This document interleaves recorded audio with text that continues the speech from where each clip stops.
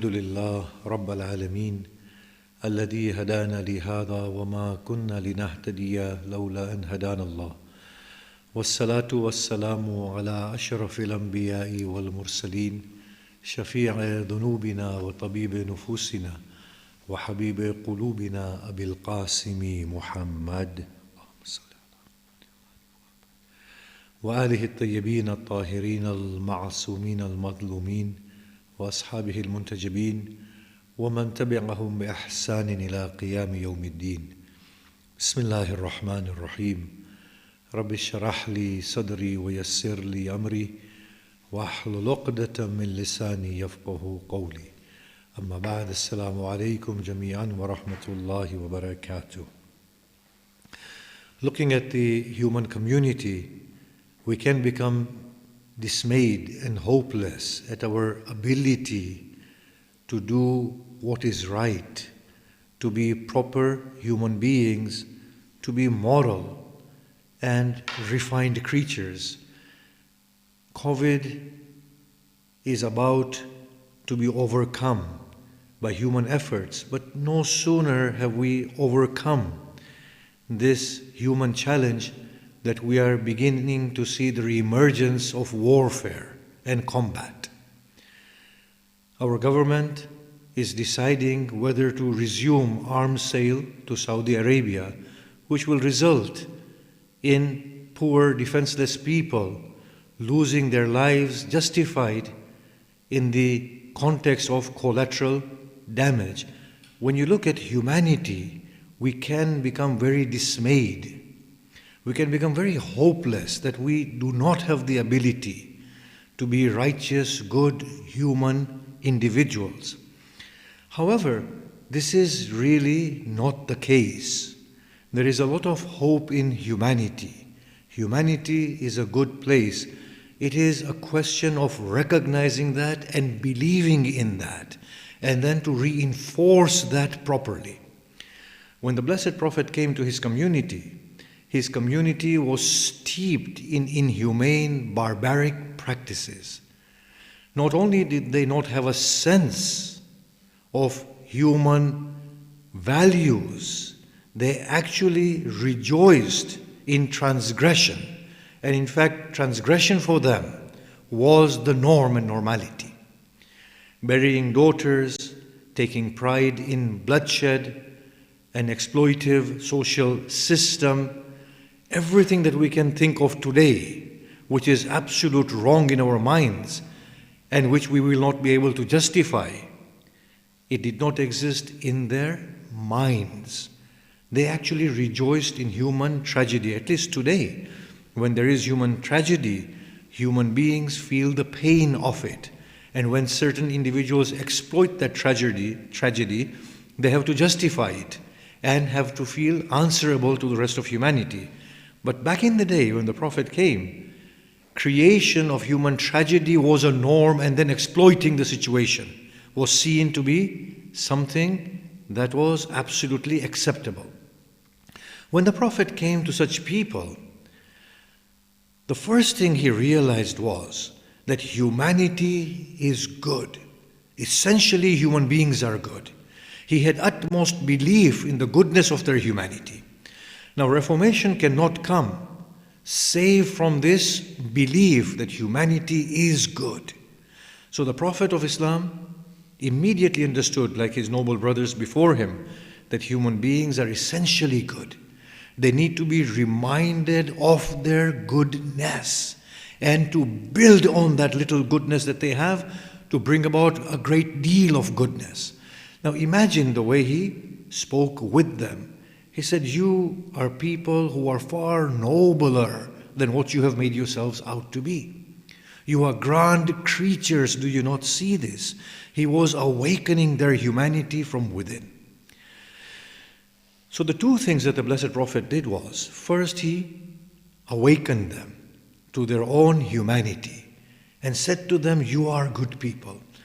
Now often we find that human beings fall into a regressive cycle, that I've done bad, I've become hopeless, I can't do any better. The Blessed Prophet remedied this by saying, forgive yourselves. If you come towards God, you start with clean slates. And that is the best process of bringing about inner success. To say to people, all the baggage that you are carrying upon your shoulders, all the memories that you have of the wrongs that you have done, all the failures that you have suffered in the past, these things are holding you from becoming better people, from arriving at your truest standing and pedestal. So the first thing you need to do is, you need to get rid of the past from your minds. Clean the slate, start afresh. This is what the Blessed Prophet did. He said, you are human beings, no matter what wrongs you have done. Allah is saying in the Quran, لا تقنطوا من رحمة الله إن الله يغفر الذنوب جميعا. Do not be hopeless of the mercy of God. He forgives all sins. And in fact, upon analysis, we will see that this is a very potent way of getting a human being back on the track of growth and evolution. That we say to them that you are innocent, you are forgiven, start afresh. If a student were to carry the memory of previous failings, then the student will never succeed. They need to erase that memory and with full confidence start once again. But then the Prophet of Islam also changed the parameters of success and failure. He said to them, success is not entailed in the achievement of the bodily. Rather, success is entailed in what you become as a human by displaying the gems of humanity. So success is not attainment of the world. Success is in refining your souls to the extent that you share whatever little you have with others and do not feel a sense of loss. Rather, you feel a sense of pleasure and gain at serving each other. When he forgave them, instilled within them confidence in their own humanity, and changed the whole yardstick of success and failure, we see a nomadic community becoming literate people, explorers, scientists, barbarian becoming moral agents. People who are steeped in superstition became spiritual and began to break the shackles of their animalistic selves. In addition, he introduces God in their souls in a most meaningful way. He says to them, your task is to complete your humanity. And the agency through which you're going to complete your humanity is God. Tend to God and gain confidence in your own ability and in your own humanity. Now, today people frown upon religion. They say religions are cause for human regression. They cause strife. They cause backwardness within the mind. We need to ask a simple question. If that is so, then why is it that when religions came to backward, barbaric, regressive people, that immediately within no time the religions were able to reform them and make them finest of human beings, not only moral agents, not only spiritual creatures, but intellectual, progressive human community? What was religion doing to them then that it has been charged of the opposite today? Religions came to people who are in that backward state, in that barbaric, animal-like state, and it refined them, spurred them on to the path of human exploration and intellectual development and growth. We will have to conclude that it is not the religions that are backwards. It is the interpretations of religion. The human being has this tendency that is regressive, and the human being will use any excuse to justify this tendency, whether it is the societal systems that we have, social political systems in the name of communism or socialism or capitalism, or in the name of religion. The Blessed Prophet did not introduce religion as another system. He introduced religion as a substantive way of life, and not the code of religion, but the essence of religion, which was belief in the nobility of humanity and God as being the principle of the human existence, where God marked the fullness of human aspiration in terms of intellectual progression, moral refinement, and spiritual alignment. That is what the Blessed Prophet did. God was a factor that liberated humanity and allowed humanity to arrive the fullness of its yearnings. In this way, what we find is that actually religions are very good, but we need to examine and read religions very carefully. The central part of religion is belief in human beings' humanity and setting up God as the peak aspiration of humanity. And everything else that religion gives needs to be read in its own given context. The interactions that the religion ordains, or the social laws, the legal norms that the religion gives, these are to be seen in their own context. But the essence of religion is belief in humanity and placing God at the helm of humanity as that factor that can bring humanity to its completion. Now look at the verses of the Quran and how they liberated the people. Apart from all those beautiful moral teachings of the Quran and virtuous instructions that are within the Quran that are perfectly in line with human aspiration, the Quran instills utmost audacious confidence within the human being. The Quran says these stars and the sun and the moon are all subservient to you. They are for you to explore and to learn about.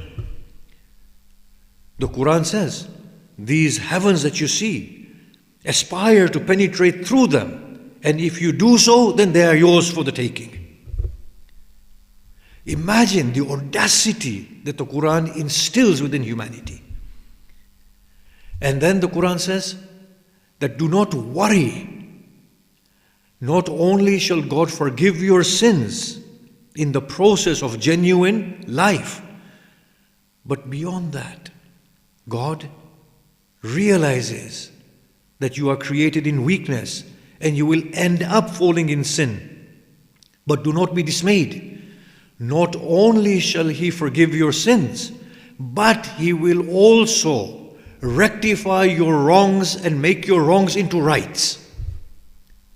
So that is a sort of confidence religion filled within the hearts of the people who embraced Islam. I'm going to obviously conclude here and say, from a state of burying daughters, look at where God takes them in line with their deep human aspirations. A daughter is made into a mercy for the parent, not as a debt. The son is termed as a debt, but the daughter is termed as a mercy. In the form of a mother, the female is seen as the key towards salvation. Paradise lies beneath the feet of your mothers.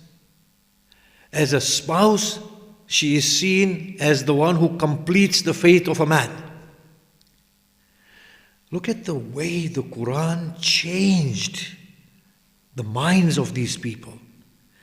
Look at the way it looked at discrimination.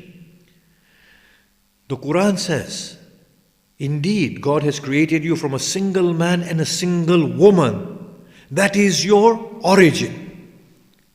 And the subsequent thing that happens from a single man and a woman is that you are made into tribes and nations. And you are given different languages. But the whole hope there is, that the Quran says, is that you mutually interact. And through this mutual interaction, you may begin to learn that the most noble amongst you is the one who is most God-conscious, or the one who is most God-like. Finishing off sense of discrimination from the minds altogether. Discrimination not only comes in the form of color or ethnicity or statuses or cultures or nations. Discrimination also comes in the form of religion and piety or notions of piety. The Quran does away with all of that. It's just one belief in the commonality of that human inner goodness and human surge towards godliness as the completion of humanity. So these are the principles that the Prophet came with, and before him all his noble brothers came with the same principle. Believe in the goodness of humanity, utmost belief in the goodness of humanity, and stipulating God as that peak aspiration towards which humanity yearns to go and complete itself through. Therefore, we will say that human beings are good essentially, and no reform can come within the human community save by reinstilling within them the confidence in their own humanity. Now today we need the policing system, and we have police brutality. In the time of the Blessed Prophet, we did not have a policing system, because the notion of being God mindful and ordaining to good meant that I need to embody goodness within my own self and seek the goodness of the other in the best possible way without offending them, brought about a virtuous society. Crime was next to non-existent. Greed and exploitation immediately in the time of the Prophet, as Ali ibn Abi Talib bears witness to this, salamullah alayh, in one of his khutbahs in Nahjul Balagha, when he was lamenting at the fate of his people, and he said, "Where are the likes of the companions of the Blessed Prophet amongst you?"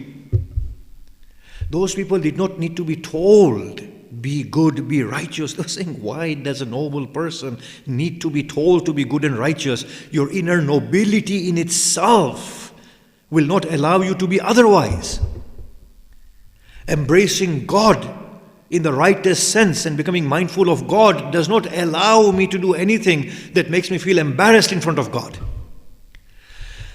Proper reform does not come through policing systems and restrictions and big brother notions of monitoring people. Proper reform comes when humanity arrives at the sense of its own inner nobility. And it comes to the understanding of the presence of God, who is the absolute moral agent and serves as a moral compass, who is that agency of spiritual alignment and coming to the fullness of the godly gems that are concealed within us. So I will say this, that true reform only comes through these components: deep-seated belief in the essential goodness of humanity, and stipulating God as that principle towards which we have to arrive in order to reveal the gems of our goodness that are hidden deep within us. Today, as it was the case yesterday in the time of the blessed Prophet Moses and Prophet Jesus and Prophet Muhammad, Allah's salutations descend upon all of them and the family of the Blessed Prophet. These religions are good in essence, and I think we need to explore them and these facets, essential facets of religion, and remind each other and talk about this in order to bring about that inner goodness, to cultivate it. Goodness cannot come from outside, as these blessed prophets realized. They cannot come from incentives and threats. They can only come from within, that inner, deep-seated commitment to humanity and human goodness.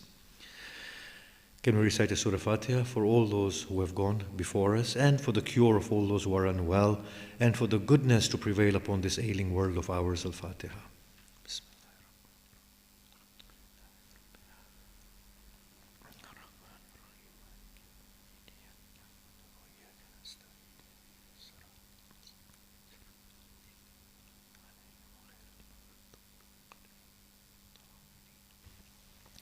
Bismillahir Rahmanir Rahim. Wal 'asr innal insana lafi khusr illa alladhina amanu wa 'amilus salihat wa tawasaw bil haqq wa tawasaw bis sabr.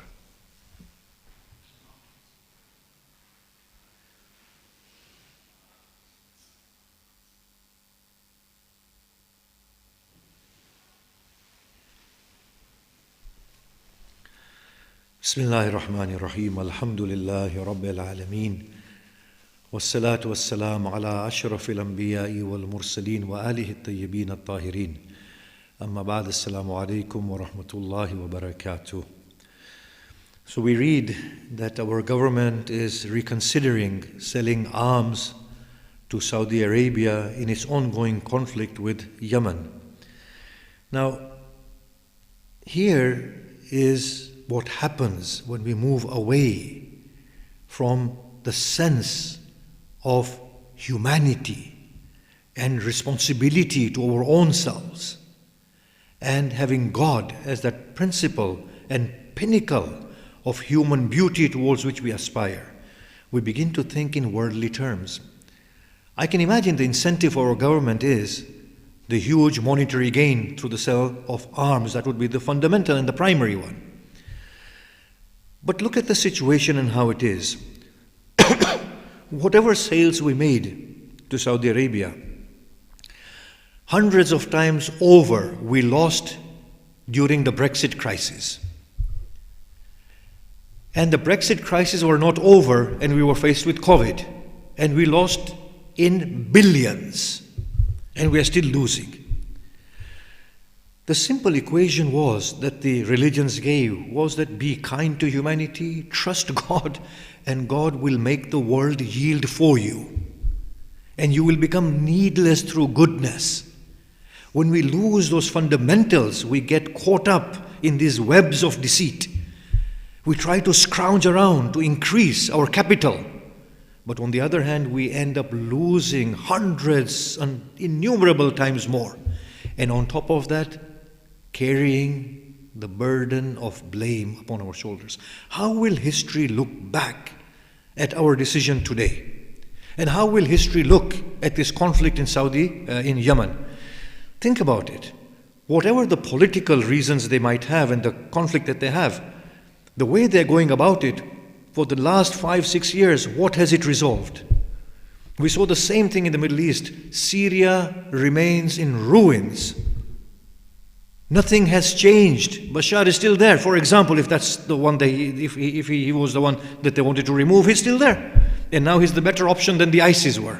Think about it. Isn't it something of an insight for us to rethink things?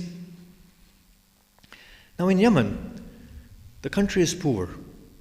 They are dying of starvation, of cholera, and now COVID. And on top of that, bombs are being dropped upon them. That makes the situation even worse. Are these not our children, these little babies that are dying?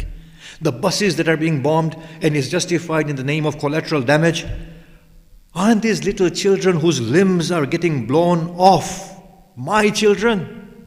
Why is my heart not paining? Doesn't that show that the heart has died inside? There is no humanity left. They are starving to death. I'm rejoicing and eating. They are dying. I am happy my children are alive. My children don't get education. I'm up in arms.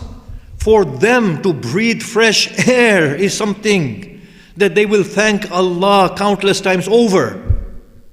What is going on? And our government can sell arms to Saudi Arabia to kill defenseless poor people and justify it in the name of collateral damage? Seriously, is this where humanity is? I hold us responsible for what is happening there. The way history is going to look back is going to be in a most negative way. They're going to frown upon us in our sense of humanity. They will say these people sold arms, and on top of that, the public remained silent, and on top of that, their hearts didn't even pain. It's an embarrassment to call these people human beings. Wipe them off the pages of history because this is an embarrassment for humanity. Do you know this? Our hands are dripping of innocent blood. Really they are. It's a joke that on the one hand we supply weapons and on the other hand we have NGOs trying to feed them. In the 21st century, hasn't human being come of age to say that there are diplomatic solutions? We can talk through these conflicts. If Saudi feels that Yemen is wrong, then sit down, we can negotiate. Why kill innocent people? And this is just one problem we are highlighting. God forbid, COVID ends and global conflicts resume once again. COVID has been the biggest blessing that it has stopped people killing each other. COVID has only killed a very fraction amount of people compared to how much we are killing. Do you know this? Not only through warfare, but through starvation, through totally ruining the environment. Do you know how much damage we are causing? And we can just sit there and rejoice that the lockdown is over and we can resume the normality of our lives. What about those children in Yemen? What normality do they have? I don't think we are as incapable as we make ourselves out to be. We really do need to tell our government that no, this is not right. May Allah bless Mr. Jeremy Corbyn, when he stood against selling arms to Saudi Arabia. He was a righteous man. Maybe his policies were not liked by the people, but he was, at the core of it, a moral human individual. But then again, such good people are seldom elected and brought into government to lead a people into a moral existence. It's a shame. We are failing ourselves. I hope to God Mr. Johnson does not sell arms to Saudi Arabia. And I hope to God that we can sit with Saudi Arabia and tell them, look, there are other options to resolve this conflict. We don't need to resort to war. Nobody is benefiting. Your country is losing, those poor people are losing. And the rest of us in the world are hopeless of our own humanity because of what you're doing. This is what happens when we lose a sense of human worth. And we lose a sense of the existence and the presence of God. Trust me, no amount of paradise promises or threats of hell will remedy the human situation. It is only when we start believing in the goodness of humanity and holding ourselves responsible for the fate of humanity. Now I'm going to finish here that the prophetic teaching in essence taught that there is no father and son genetically. The whole human community is one family. The child of another is your child. And that's why the overemphasis on the welfare of the yatim within the Quran. They are your children. These elderly are your parents. Your peers are your brothers and sisters. It's one human family. And every prophet has taught the same. May Allah subhanahu wa ta'ala not allow us to have any arms deals with Saudi Arabia. And I hope the public does make an uproar and there is a lot of commotion so that we stop selling arms to Saudi Arabia if we are thinking of going down that direction, so that at least we are not responsible, but instead to play the role of a mediator and negotiate the terms of peace between the two countries. Bismillahir Rahmanir Rahim. Alhamdulillahi Rabbil Alameen. Wassalatu wassalamu ala ashrafil anbiya'i wal mursaleen wa alihi at-tayyibin at-tahirin.